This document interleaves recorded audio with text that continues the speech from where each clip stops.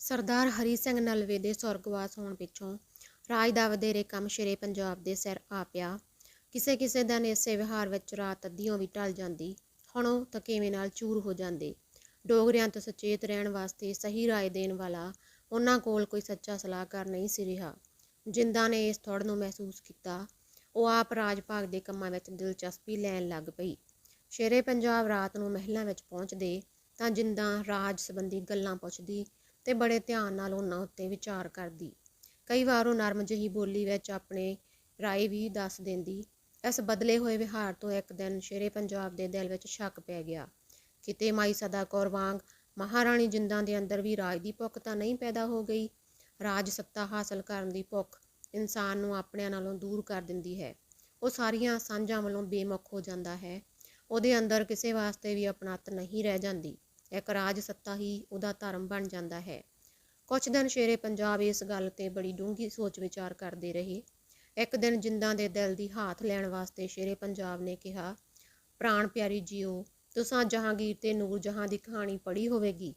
ਜੀ ਸਰਕਾਰ। ਸਰਕਾਰ ਦੀ ਇੱਛਾ ਹੈ ਕਿ ਨੂਰ ਜਹਾਂ ਵਾਂਗ ਪੰਜਾਬ ਦਾ ਰਾਜ ਭਾਗ ਤੁਹਾਡੇ ਹੱਥ ਸੌਂਪ ਦਿੱਤਾ ਜਾਏ। ਸ਼ੇਰੇ ਪੰਜਾਬ ਦੀ ਤਿੱਖੀ ਨਜ਼ਰ ਉਸ ਵੇਲੇ ਜਿੰਦਾਂ ਦੇ ਚਿਹਰੇ ਨੂੰ ਪੜ੍ਹਨ ਦਾ ਯਤਨ ਕਰ ਰਹੀ ਸੀ। ਨਹੀਂ ਸਰਕਾਰ, ਤੁਹਾਡੀ ਜਿੰਦਾਂ ਰਾਜ ਦੀ ਭੁੱਖੀ ਨਹੀਂ। ਰਾਜ ਪ੍ਰਾਪਤ ਕਰਨ ਬਦਲੇ ਪਤੀ ਦਾ ਪਿਆਰ ਦੇਣਾ ਪੈਂਦਾ ਏ। ਇਹ ਸੌਦਾ ਮੈਨੂੰ ਕਿਸੇ ਕੀਮਤ ਤੇ ਵੀ ਪ੍ਰਵਾਨ ਨਹੀਂ।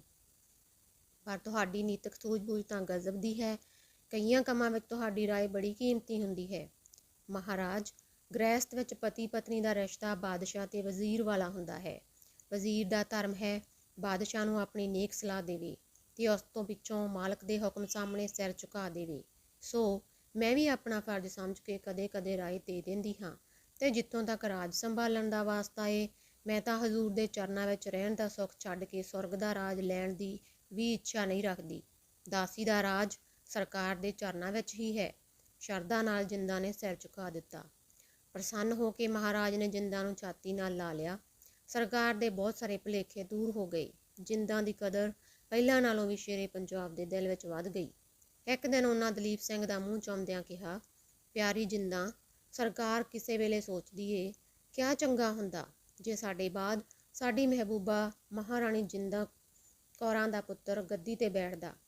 ਪਰ ਇਹ ਜਿੰਦਾਂ ਦਾ ਦੂਸਰਾ ਇਮਤਿਹਾਨ ਸੀ। ਮਹਾਰਾਜ, ਟਿੱਕਾ ਸਾਹਿਬ ਵੀ ਤਾਂ ਮੇਰੇ ਹੀ ਪੁੱਤਰ ਹਨ। ਸਰਕਾਰ ਦੀ ਵੀ ਉਮਰ ਲੰਮੀ ਹੋਵੇ। ਸਰਕਾਰ ਦੇ ਬਾਅਦ ਟਿੱਕਾ ਖੜਕ ਸਿੰਘ ਹੀ ਰਾਜਗੱਦੀ ਤੇ ਸ਼ੋਭਦੇ ਹਨ।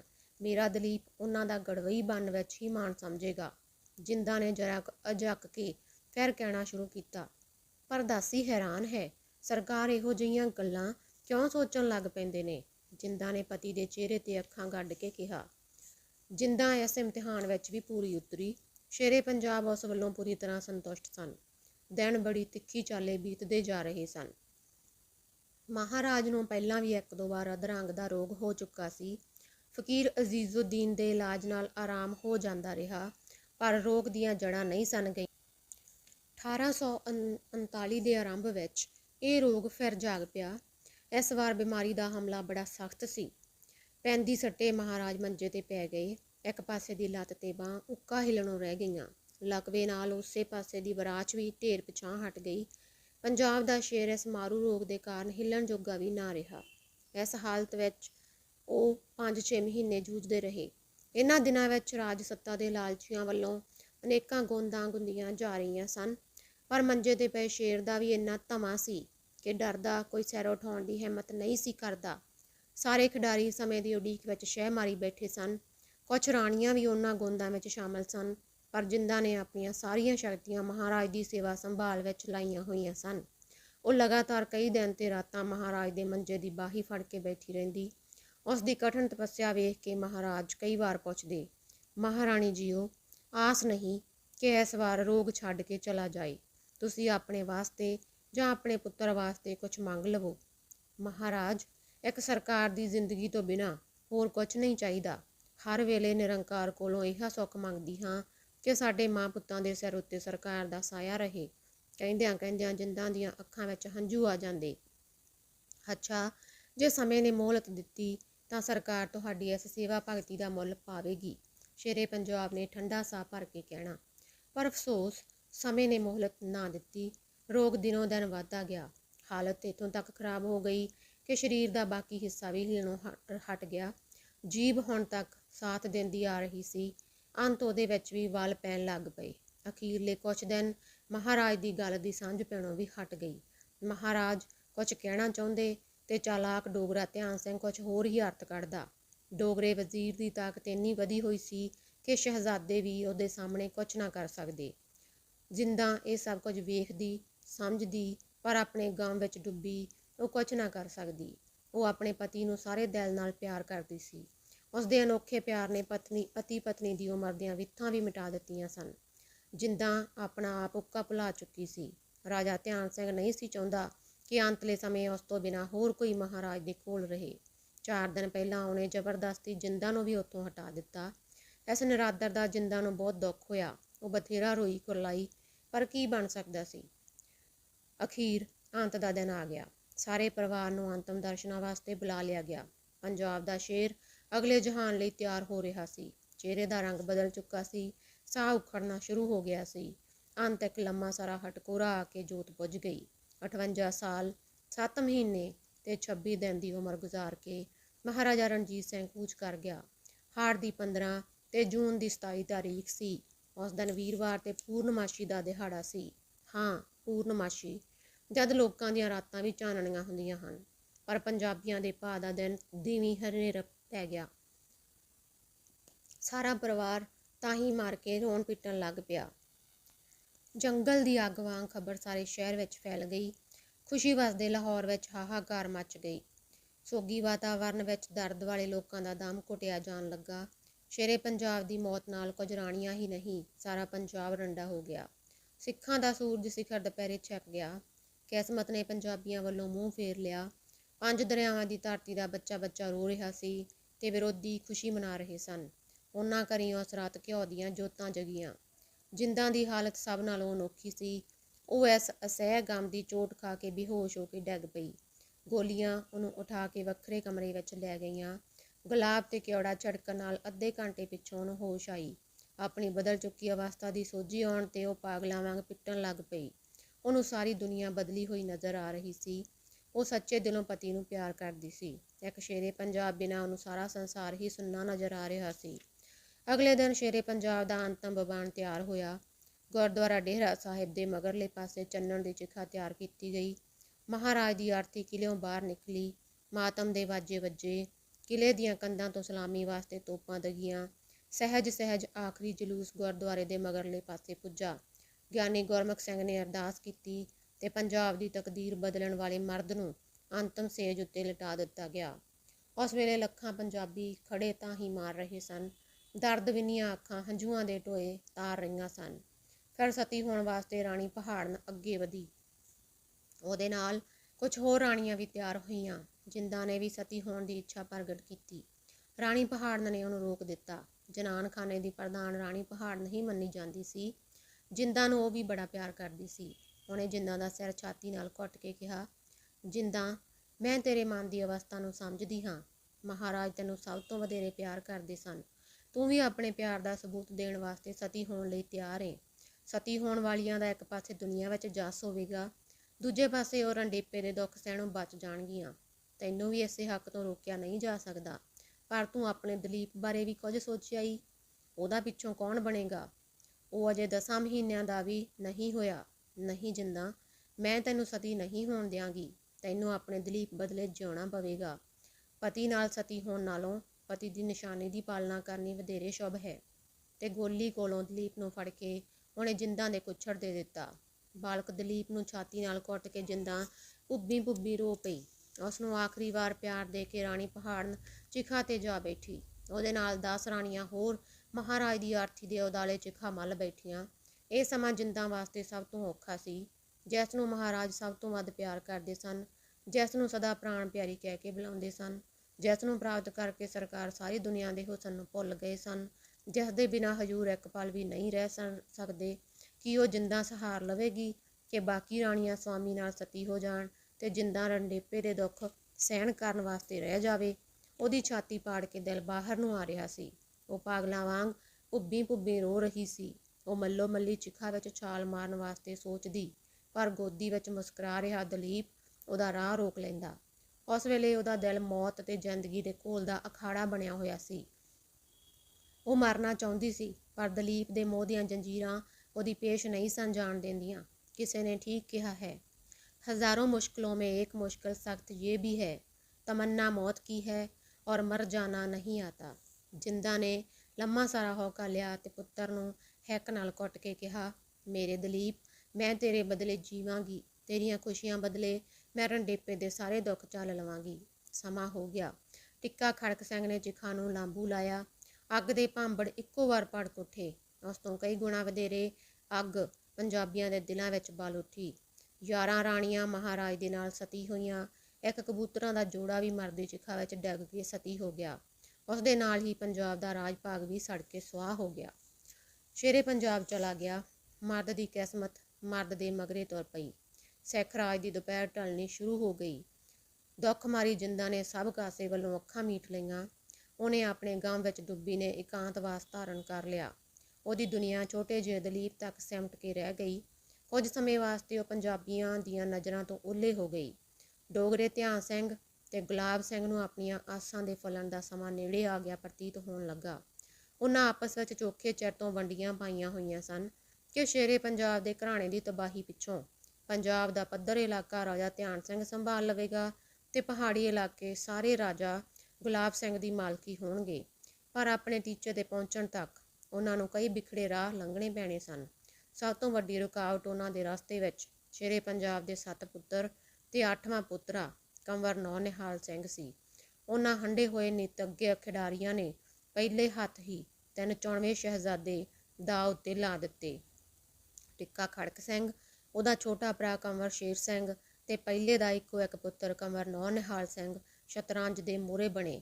ਨੌਨਿਹਾਲ ਸਿੰਘ ਦੀ ਮਦਦ ਵਾਸਤੇ ਉਸ ਦੀ ਮਾਤਾ ਮਹਾਰਾਣੀ ਚੰਦ ਕੌਰ ਪੁੱਤਰ ਦੀ ਕੰਡ ਪਿੱਛੇ ਛਾਤੀ ਤਾਣ ਖੜੀ। ਮਿੱਥੀ ਹੋਈ ਗੋਂਦ ਅਨੁਸਾਰ ਕੰਵਰ ਨੌਨਿਹਾਲ ਸਿੰਘ ਤੇ ਚੰਦ ਕੌਰ ਦੀ ਅਗਵਾਈ ਰਾਜਾ ਗੁਲਾਬ ਸਿੰਘ ਕਰਨ ਲੱਗਾ ਤੇ ਦੂਜਿਆਂ ਦੋਹਾਂ ਦੀ ਜ਼ਿੰਮੇਵਾਰੀ ਰਾਜਾ ਧਿਆਨ ਸਿੰਘ ਨੇ ਆਪਣੇ ਸਿਰ ਲੈ ਲਈ।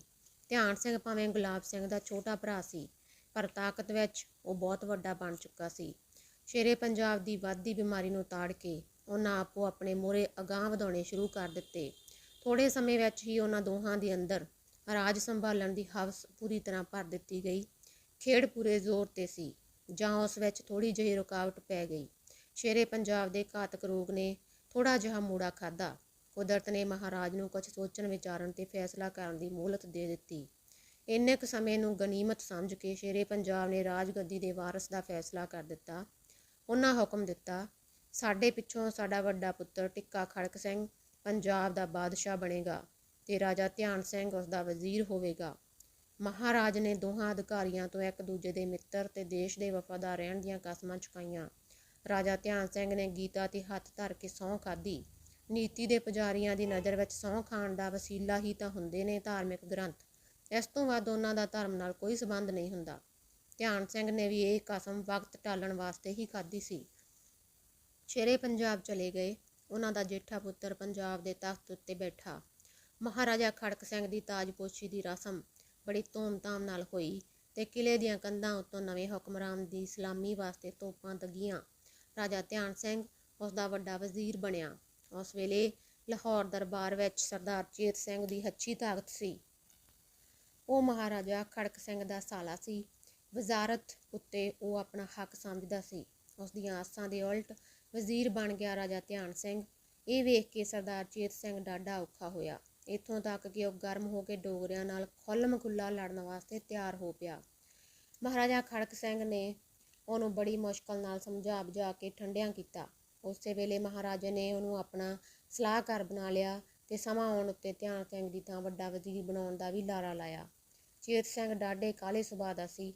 ਉਹ ਕੰਮ ਥੋੜ੍ਹਾ ਕਰਦਾ ਤੇ ਮੂੰਹੋਂ ਵਧੇਰੇ ਕਹਿੰਦਾ। ਉਹਨੇ ਡੋਗਰੇ ਭਰਾਵਾਂ ਨੂੰ ਸਮੂਲ 'ਚੋਂ ਤਬਾਹ ਕਰਨ ਦੀਆਂ ਗੋਂਦਾਂ ਬਣਾਉਣੀਆਂ ਸ਼ੁਰੂ ਕਰ ਦਿੱਤੀਆਂ। ਦੂਜੇ ਪਾਸੇ ਡੋਗਰੇ ਭਰਾ ਬੜੇ ਪੱਕੇ ਖਿਡਾਰੀ ਤੇ ਪੁਰਾਣੇ ਪਾਪੀ ਸਨ। ਉਹਨਾਂ ਨੇ ਵੀ ਆਪਣੀ ਕਾਰਵਾਈ ਤੇਜ਼ ਕਰ ਦਿੱਤੀ। ਕੰਵਰ ਨੌਨਿਹਾਲ ਸਿੰਘ ਉਸ ਵੇਲੇ ਪੇਸ਼ਾਵਰ ਸੀ। ਉਹ ਉਸ ਸੂਬੇ ਦਾ ਗਵਰਨਰ ਸੀ। ਰਾਜਾ ਗੁਲਾਬ ਸਿੰਘ ਉਸ ਦੇ ਕੋਲ ਪੁੱਜਾ। ਰਸਮੀ ਮੁਲਾਕਾਤ ਪਿੱਛੋਂ ਗੱਲਾਂ ਸ਼ੁਰੂ ਹੋਈਆਂ ਤਾਂ ਬੁੱਢੇ ਗੁਲਾਬ ਸਿੰਘ ਨੇ ਨਿੰਮੋ ਚੂਣਾ ਮੂੰਹ ਬਣਾ ਕੇ ਕਿਹਾ, ਮਹਾਰਾਜ, ਵੱਡੀ ਸਰਕਾਰ ਦਾ ਨਿਮਕ ਖਾਧਾ ਏ, ਸੋ ਵੇਖ ਕੇ ਜਰਿਆ ਨਹੀਂ ਜਾਂਦਾ, ਨਹੀਂ ਤਾਂ ਕਿਉਂ ਰਾਜਾ ਸਾਹਿਬ, ਰੋਕ ਕਿਉਂ ਗਏ? ਕੀ ਕੋਈ ਬਹੁਤੀ ਮਾੜੀ ਗੱਲ ਹੋਣ ਵਾਲੀ ਹੈ? ਕੰਵਰ ਨੇ ਕਾਹਲੇ ਪੈ ਕੇ ਪੁੱਛਿਆ। ਮਹਾਰਾਜ, ਗੱਲ ਬੜੀ ਵੱਡੀ ਏ, ਪਰ ਮੂੰਹ ਛੋਟਾ, ਕਹਿੰਦਿਆਂ ਭੈ ਲੱਗਦਾ ਹੈ। ਨਹੀਂ, ਨਿਸੰਕੋਚ ਕਹੋ। ਦੇਸ਼ ਭਲਾਈ ਬਦਲੇ ਸਭ ਭੈ ਸਹੇੜਨ ਵਾਸਤੇ ਤਿਆਰ ਰਹਿਣਾ ਚਾਹੀਦਾ ਹੈ। ਕੰਵਰ ਨੇ ਬੁੱਢੇ ਰਾਜੇ ਦਾ ਹੌਸਲਾ ਵਧਾਇਆ। 1809 ਈਸਵੀ ਦੀ ਸੁਲ੍ਹਾ ਸਮੇਂ ਮਾਲਵੇ ਦੇ ਰਾਜੇ ਆਪਣੇ ਆਪ ਅੰਗਰੇਜ਼ਾਂ ਦੇ ਅਧੀਨ ਹੋ ਗਏ। ਉਸ ਦਾ ਸਿੱਟਾ ਸਿੱਖ ਕੌਮ ਦੋ ਹਿੱਸਿਆਂ ਵਿੱਚ ਵੰਡੀ ਗਈ ਤੇ ਕਮਜ਼ੋਰ ਹੋ ਗਈ। ਵੱਡੀ ਸਰਕਾਰ ਸ਼ੇਰੇ ਪੰਜਾਬ ਮਹਾਰਾਜਾ ਰਣਜੀਤ ਸਿੰਘ ਸਾਹਿਬ ਜੀ ਦੀ ਅਨੋਖੀ ਬਹਾਦਰੀ ਤੇ ਅਣਥੱਕ ਹਿੰਮਤ ਦਾ ਸਦਕਾ ਦਰਿਆ ਸਤਲੁਜ ਤੋਂ ਦर्रा ਖੈਬਰ ਤੱਕ ਸਿੱਖ ਕੌਮ ਦੀ ਕੁਝ ਤਾਕਤ ਬਣੀ ਸੀ। ਪਰ ਹੁਣ ਜੇ ਇਸ ਦੇ ਮਾਲਕ ਹੀ ਇਸ ਨੂੰ ਤਬਾਹ ਕਰਨ ਵਾਸਤੇ ਸੋਚਣ ਲੱਗ ਪੈਣ ਤਾਂ ਫਿਰ ਰੱਖਿਆ ਕੌਣ ਕਰੇਗਾ? ਰਾਜਾ ਸਾਹਿਬ, ਗੱਲ ਸਾਫ਼-ਸਾਫ਼ ਦੱਸੋ। ਵਧੇਰੇ ਵਿਆਖਿਆ ਦੀ ਲੋੜ ਨਹੀਂ। ਕੰਵਰ ਦਾ ਦਿਲ ਕਾਲਾ ਪੈਣ ਲੱਗ ਪਿਆ ਸੀ। ਸਾਫ਼ ਗੱਲ ਕਹਿੰਦਿਆਂ ਛਾਤੀ ਫਟਦੀ ਹੈ। ਮਹਾਰਾਜ, ਸਰਦਾਰ ਚੇਤ ਸਿੰਘ ਦੀ ਖੋਟੀ ਸਲਾਹ ਦਾ ਨਤੀਜਾ ਮਹਾਰਾਜਾ ਖੜਕ ਸਿੰਘ ਪੰਜਾਬ ਅੰਗਰੇਜ਼ਾਂ ਦੇ ਹਵਾਲੇ ਕਰਨ ਬਾਰੇ ਸੋਚ ਰਹੇ ਨੇ। ਜੇ ਇਸ ਔਖੇ ਸਮੇਂ ਆਪ ਨੇ ਹਿੰਮਤ ਨਾ ਵਿਖਾਈ ਤਾਂ ਪੰਜਾਬ ਦੀ ਆਜ਼ਾਦੀ ਗੁਲਾਮੀ ਵਿੱਚ ਬਦਲ ਜਾਏਗੀ। ਹਾਏ, ਇਸ ਆਜ਼ਾਦੀ ਬਦਲੇ ਹਜ਼ੂਰ ਦੇ ਵੱਡ ਵਡੇਰਿਆਂ ਨੇ ਕਿੰਨਾ ਖੂਨ ਡੋਲਿਆ ਸੀ। ਰਾਜਾ ਗੁਲਾਬ ਸਿੰਘ ਦੇ ਹੰਝੂ ਸਫੈਦ ਦਾੜੀ ਉੱਤਰ ਤਿਲਕ ਤਿਲਕ ਕੇ ਝੋਲੀ ਵਿੱਚ ਢਹਿ ਰਹੇ ਸਨ। ਰਾਜਾ ਸਾਹਿਬ, ਐਸਾ ਨਹੀਂ ਹੋਵੇਗਾ, ਕੰਵਰ ਨੇ ਜਵਾਨੀ ਦੇ ਜੋਸ਼ ਵਿੱਚ ਗਰਜ ਕੇ ਕਿਹਾ। ਤਾਂ ਸ਼ੇਰੇ ਪੰਜਾਬ ਦੇ ਯੋਗ ਪੋਤਰੇ ਨੂੰ ਰਾਜ ਦੀ ਡੋਰ ਆਪ ਸੰਭਾਲਣੀ ਪਵੇਗੀ। ਸਿਰਫ ਇਹ ਇੱਕ ਰਾਹ ਹੈ ਪੰਜਾਬ ਤੇ ਸਿੱਖ ਕੌਮ ਦੀ ਆਜ਼ਾਦੀ ਨੂੰ ਬਚਾਉਣ ਦਾ। ਹਜ਼ੂਰ ਦੀ ਖਾਤਰ ਇਹ ਬੁੱਢਾ ਸੇਵਾਦਾਰ ਖੂਨ ਦੀ ਆਖਰੀ ਬੂੰਦ ਵਹਾ ਦੇਵੇਗਾ। ਮੌਕਾ ਤਾੜ ਕੇ ਗੁਲਾਬ ਸਿੰਘ ਨੇ ਉਮੜੇ ਹੋਏ ਜੋਸ਼ ਵਿੱਚ ਵਾਧਾ ਕਰਨ ਦੇ ਇਰਾਦੇ ਨਾਲ ਕਿਹਾ। ਰਾਜਾ ਗੁਲਾਬ ਸਿੰਘ ਦਾ ਜਾਦੂ ਚੱਲ ਗਿਆ। ਕੰਵਰ ਨੌਨਿਹਾਲ ਸਿੰਘ ਪੂਰੀ ਤਰ੍ਹਾਂ ਪ੍ਰੇਰਿਆ ਗਿਆ। ਉਹਦੇ ਜਵਾਨੀ ਦੇ ਜੋਸ਼ ਨੇ ਗੱਲ ਦੀ ਤਹਿ ਤੱਕ ਪਹੁੰਚਣ ਵਾਸਤੇ ਉਸ ਨੂੰ ਸੋਚਣ ਦਾ ਸਮਾਂ ਨਾ ਦਿੱਤਾ। ਉਹ ਲਾਹੌਰ ਜਾਣ ਵਾਸਤੇ ਰਾਜਾ ਗੁਲਾਬ ਸਿੰਘ ਦੇ ਨਾਲ ਤਿਆਰ ਹੋ ਪਿਆ। ਸਾਰੇ ਰਾਹ ਗੁਲਾਬ ਸਿੰਘ ਮਿੱਥੀ ਹੋਈ ਗੋਂਦ ਅਨੁਸਾਰ ਕੰਵਰ ਦੇ ਕੰਨ ਭਰਦਾ ਆਇਆ। ਇਸ ਸਮੇਂ ਵਿੱਚ ਰਾਜਾ ਧਿਆਨ ਸਿੰਘ ਦੇ ਜ਼ਹਿਰੀਲੇ ਪ੍ਰਚਾਰ ਨੇ ਸਿੱਖ ਫੌਜ ਨੂੰ ਵੀ ਮਹਾਰਾਜਾ ਖੜਕ ਸਿੰਘ ਦੇ ਵਿਰੁੱਧ ਕਰ ਦਿੱਤਾ। ਧਿਆਨ ਸਿੰਘ ਹਰ ਫੌਜੀ ਪੰਚ ਦੇ ਅਫਸਰ ਕੋਲ ਕਹਿੰਦਾ ਫਿਰਦਾ, ਖਾਲਸਾ ਜੀ, ਇਹ ਸਮਾਂ ਫੇਰ ਹੱਥ ਨਹੀਂ ਜੇ ਆਉਣਾ। ਬਚਾ ਲਵੋ ਜੇ ਸਿੱਖ ਰਾਜ ਬਚਦਾ ਜੇ ਤਾਂ, ਨਹੀਂ ਤਾਂ ਸਰਦਾਰ ਚੇਤ ਸਿੰਘ ਦੀ ਸਲਾਹ ਨਾਲ ਮਹਾਰਾਜਾ ਖੜਕ ਸਿੰਘ ਨੇ ਪੰਜਾਬ ਅੰਗਰੇਜ਼ਾਂ ਦੇ ਹਵਾਲੇ ਕਰਨ ਦਾ ਫੈਸਲਾ ਕਰ ਲਿਆ ਜੇ। ਬਸ ਥੋੜ੍ਹੇ ਦਿਨਾਂ ਤੱਕ ਅੰਗਰੇਜ਼ੀ ਫੌਜਾਂ ਵਿੱਚ ਪੰਜਾਬ ਵਿੱਚ ਆ ਜਾਣਗੀਆਂ ਤੇ ਤੁਹਾਡੇ ਕੋਲੋਂ ਹਥਿਆਰ ਖੋਹ ਕੇ ਘਰਾਂ ਨੂੰ ਭੇਜ ਦੇਣਗੀਆਂ। ਜਿਸ ਧਰਤੀ ਨੂੰ ਤੁਹਾਡੇ ਵੱਡ ਵਡੇਰਿਆਂ ਨੇ ਆਪਣੇ ਪਵਿੱਤਰ ਲਹੂ ਨਾਲ ਸਿੰਜਿਆ ਸੀ, ਉੱਥੇ ਅੰਗਰੇਜ਼ੀ ਝੰਡੇ ਝੁਲਾ ਦਿੱਤੇ ਜਾਣਗੇ। ਤੁਸੀਂ ਗੁਲਾਮ ਬਣ ਜਾਓਗੇ, ਇੱਕ ਪਰਦੇਸੀ ਕੌਮ ਦੇ ਗੁਲਾਮ। ਇਸ ਗੁਲਾਮੀ ਦੇ ਜੀਵਨ ਤੋਂ ਬਚਣਾ ਚਾਹੁੰਦੇ ਹੋ ਤਾਂ ਮੇਰਾ ਸਾਥ ਦਿਓ। ਮੈਂ ਮਹਾਰਾਜਾ ਖੜਕ ਸਿੰਘ ਦੀ ਥਾਂ ਕੰਵਰ ਨੌਨਿਹਾਲ ਸਿੰਘ ਨੂੰ ਰਾਜਗੱਦੀ ਦੇਣਾ ਚਾਹੁੰਦਾ ਹਾਂ। ਕੰਵਰ ਹੀ ਇੱਕ ਅਜਿਹਾ ਯੋਗ ਸ਼ਹਿਜ਼ਾਦਾ ਹੈ ਜੋ ਸ਼ੇਰੇ ਪੰਜਾਬ ਦੇ ਰਾਜ ਨੂੰ ਬਚਾ ਸਕਦਾ ਹੈ। ਸੋ ਪੰਥ ਦੇ ਨਾਮ ਉੱਤੇ ਮੇਰਾ ਸਾਥ ਦਿਓ। ਦੇਸ਼ ਤੇ ਪੰਥ ਦਾ ਵਾਸਤਾ ਪਾ ਕੇ ਰਾਜਾ ਧਿਆਨ ਸਿੰਘ ਨੇ ਬਹੁਤ ਸਾਰੀਆਂ ਫੌਜਾਂ ਨੂੰ ਪ੍ਰੇਰ ਲਿਆ। ਫੌਜੀ ਪੰਚਾਂ ਨੇ ਉਸ ਨੂੰ ਪੂਰੀ ਹਮਾਇਤ ਦੇਣ ਦਾ ਭਰੋਸਾ ਦੁਆ ਦਿੱਤਾ। ਰਾਜਾ ਗੁਲਾਬ ਸਿੰਘ ਤੇ ਕੰਵਰ ਨੌਨਿਹਾਲ ਸਿੰਘ ਦੇ ਲਾਹੌਰ ਪੁੱਜਣ ਉੱਤੇ ਰਾਜਾ ਧਿਆਨ ਵੱਲੋਂ ਇੱਕ ਗੁਪਤ ਸਭਾ ਬੁਲਾਈ ਗਈ। ਉਸ ਵਿੱਚ ਤਿੰਨੇ ਡੋਗਰੇ ਭਰਾ, ਕੰਵਰ ਨੌਨਿਹਾਲ ਸਿੰਘ, ਉਸ ਦੀ ਮਾਤਾ ਮਹਾਰਾਣੀ ਚੰਦ ਕੌਰ, ਚਾਰੇ ਸਰਦਾਰ, ਸੰਧਾ ਵਾਲੀਏ, ਰਾਜਾ ਹੀਰਾ ਸਿੰਘ, ਰਾਓ ਕੇਸਰੀ ਸਿੰਘ, ਲਾਲ ਸਿੰਘ, ਗਾਰਡਨਰ ਤੇ ਕੁਝ ਹੋਰ ਸਰਦਾਰ ਸ਼ਾਮਲ ਹੋਏ। ਰਾਜਾ ਧਿਆਨ ਸਿੰਘ ਨੇ ਬੜੀ ਜੋਸ਼ੀਲੀ ਤਕਰੀਰ ਕੀਤੀ ਤੇ ਅੰਤ ਵਿੱਚ ਦੇਸ਼ ਤੇ ਧਰਮ ਦਾ ਵਾਸਤਾ ਪਾ ਕੇ ਸਭ ਨੂੰ ਮਨਾ ਲਿਆ ਕਿ ਮਹਾਰਾਜਾ ਖੜਕ ਸਿੰਘ ਨੂੰ ਨਜ਼ਰਬੰਦ ਕਰਕੇ ਕੰਵਰ ਨੌਨਿਹਾਲ ਸਿੰਘ ਨੂੰ ਤਖਤ ਦਿੱਤਾ ਜਾਵੇ। ਡੋਗਰਿਆਂ ਦਾ ਮੋਹਰੀ ਮੰਤਰ ਚੱਲ ਗਿਆ। ਸਾਰੀ ਸਭਾ ਨੇ ਰਾਜਾ ਧਿਆਨ ਸਿੰਘ ਦੀ ਤਜਵੀਜ਼ ਨੂੰ ਪ੍ਰਵਾਨ ਕਰ ਲਿਆ। ਧਿਆਨ ਸਿੰਘ ਨੇ ਇਸ ਕੰਮ ਵਾਸਤੇ 8 ਅਕਤੂਬਰ ਦਾ ਦਿਨ ਚੁਣਿਆ। ਅੱਧੀ ਰਾਤ ਸਮੇਂ ਧਿਆਨ ਸਿੰਘ 13-14 ਹਮਾਇਤੀਆਂ ਦਾ ਜੱਥਾ ਲੈ ਕੇ ਸ਼ਾਹੀ ਮਹਿਲਾਂ ਵੱਲ ਤੁਰ ਪਿਆ। ਬਾਹਰਲੀ ਡਿਓਢੀ ਅੱਗੇ ਪੂਰਬੀਏ ਪਹਿਰੇਦਾਰ ਖੜੇ ਸਨ। ਉਹਨਾਂ ਅੱਧੀ ਰਾਤ ਵੇਲੇ ਅੰਦਰ ਜਾਣ ਤੋਂ ਰੋਕਿਆ ਤਾਂ ਧਿਆਨ ਸਿੰਘ ਦੇ ਹੁਕਮ ਨਾਲ ਦੋਵੇਂ ਪਹਿਰੇਦਾਰ ਕਤਲ ਕਰ ਦਿੱਤੇ ਗਏ। ਦੋ ਮਾਮੂਲੀ ਨੌਕਰਾਂ ਦੀ ਜ਼ਿੰਦਗੀ ਦੀ ਕੀ ਕੀਮਤ ਹੈ ਇੱਕ ਸਿਆਸਤਦਾਨ ਦੀ ਨਜ਼ਰ ਵਿੱਚ। ਥੋੜ੍ਹਾ ਅੱਗੇ ਗਏ ਤਾਂ ਮਹਾਰਾਜਾ ਖੜਕ ਸਿੰਘ ਦਾ ਗੜਵਈ ਮਿਲ ਪਿਆ। ਡੋਗਰਾ ਜੁੰਡੀ ਨੂੰ ਵੇਖ ਕੇ ਉਹ ਆਪਣੇ ਮਾਲਕ ਨੂੰ ਖਬਰ ਦੇਣ ਵਾਸਤੇ ਦੌੜਿਆ। ਧਿਆਨ ਸਿੰਘ ਨੇ ਗੋਲੀ ਮਾਰ ਕੇ ਉਹਨੂੰ ਰਾਹੇ ਹੀ ਮਾਰ ਦਿੱਤਾ। ਗੋਲੀ ਦੀ ਆਵਾਜ਼ ਸੁਣ ਕੇ ਮਹਾਰਾਣੀ ਚੰਦ ਕੌਰ ਵੀ ਆ ਪਹੁੰਚੀ। ਸਰਦਾਰ ਚੇਤ ਸਿੰਘ ਤੇ ਮਹਾਰਾਜਾ ਖੜਕ ਸਿੰਘ ਕੋਲੋਂ ਸੁੱਤੇ ਪਏ ਸਨ। ਬੰਦੂਕ ਦਾ ਖੜਾਕ ਸੁਣ ਕੇ ਸਰਦਾਰ ਚੇਤ ਸਿੰਘ ਉੱਠ ਕੇ ਭੋਰੇ ਵਿੱਚ ਜਾ ਲੁਕਿਆ, ਮਗਰ ਮਹਾਰਾਜਾ ਖੜਕ ਸਿੰਘ ਨੂੰ ਨੱਸਣ ਦਾ ਸਮਾਂ ਨਾ ਮਿਲਿਆ। ਸਰਦਾਰ ਚੇਤ ਸਿੰਘ ਨੂੰ ਭੋਰੇ ਵਿੱਚੋਂ ਕੱਢ ਕੇ ਮਹਾਰਾਜੇ ਦੇ ਸਾਹਮਣੇ ਲਿਆ ਕੇ ਕਤਲ ਕੀਤਾ ਗਿਆ। ਅਗਲੇ ਦਿਨ ਨੌ ਨਿਹਾਲ ਸਿੰਘ ਪੰਜਾਬ ਦੇ ਤਖਤ ਤੇ ਬੈਠਾ ਤੇ ਰਾਜਾ ਧਿਆਨ ਸਿੰਘ ਉਸ ਦਾ ਵਜ਼ੀਰ ਬਣਿਆ। ਕੈਦ ਵਿੱਚ ਮਹਾਰਾਜਾ ਖੜਕ ਸਿੰਘ ਨੂੰ ਜ਼ਹਿਰ ਦੇ ਕੇ ਬਿਮਾਰ ਕਰ ਦਿੱਤਾ ਗਿਆ। ਅੰਤ ਉਹ ਆਪਣੇ ਪੁੱਤਰ ਦਾ ਮੂੰਹ ਵੇਖਣ ਨੂੰ ਤਰਸਦਾ ਵੀਰਵਾਰ 5 ਨਵੰਬਰ 1840 ਈਸਵੀ ਨੂੰ ਸਵਰਗਵਾਸ ਹੋ ਗਿਆ। ਉਹਨੇ 3 ਮਹੀਨੇ ਤੇ 11 ਦਿਨ ਰਾਜ ਕੀਤਾ ਅਤੇ 1 ਸਾਲ 28 ਦਿਨ ਕੈਦ ਦੇ ਤਸੀਹੇ ਭੁਗਤੇ। ਰਾਜਾ ਧਿਆਨ ਸਿੰਘ ਦੇ ਹੁਕਮ ਨਾਲ ਮਹਾਰਾਜਾ ਖੜਕ ਸਿੰਘ ਦੀ ਚਿਖਾ ਵਿੱਚ 13 ਰਾਣੀਆਂ ਜ਼ਬਰਦਸਤੀ ਸਤੀ ਕੀਤੀਆਂ ਗਈਆਂ। ਰਾਜਾ ਧਿਆਨ ਸਿੰਘ ਇਸ ਲੰਮੀ ਬਾਜੀ ਨੂੰ ਬੜੀ ਛੇਤੀ ਖਤਮ ਕਰਨਾ ਚਾਹੁੰਦਾ ਸੀ। ਇੱਕੇ ਦਾਅ ਉੱਤੇ ਉਹਨਾਂ 2 ਮੋਹਰੇ ਇਕੱਠੇ ਖਤਮ ਕਰਨ ਦੀ ਧਾਰੀ ਹੋਈ ਸੀ। ਖੜਕ ਸਿੰਘ ਦਾ ਸੰਸਕਾਰ ਕਰਕੇ ਗਵਰਨਰ ਨੌ ਨਿਹਾਲ ਸਿੰਘ ਵਾਪਸ ਮੁੜ ਰਿਹਾ ਸੀ ਜਾਂ ਖੂਨੀ ਦਰਵਾਜ਼ੇ ਦਾ ਛੱਜਾ ਗਿਰਾ ਕੇ ਉਸ ਨੂੰ ਜ਼ਖਮੀ ਕਰ ਦਿੱਤਾ। ਵਧੇਰੇ ਲੋਕਾਂ ਦੇ ਕੰਨਾਂ ਤੱਕ ਖਬਰ ਪਹੁੰਚਣ ਤੋਂ ਪਹਿਲਾਂ ਹੀ ਉਹ ਕੰਵਰ ਨੂੰ ਕਿਲ੍ਹੇ ਵਿੱਚ ਲੈ ਗਿਆ। ਉੱਥੇ ਬੜੀ ਬੇਰਹਿਮੀ ਨਾਲ ਰਾਜਾ ਧਿਆਨ ਸਿੰਘ ਨੇ ਪੱਥਰਾਂ ਨਾਲ ਕੁੱਟ-ਕੁੱਟ ਕੇ ਕੰਵਰ ਨੌ ਨਿਹਾਲ ਸਿੰਘ ਦਾ ਸਿਰ ਫੇਹ ਦਿੱਤਾ। ਇਸ ਤਰ੍ਹਾਂ ਦੋਵੇਂ ਪਿਓ ਪੁੱਤਰ ਇੱਕੋ ਦਿਨ ਡੋਗਰਾਗਰਦੀ ਦਾ ਸ਼ਿਕਾਰ ਹੋ ਗਏ।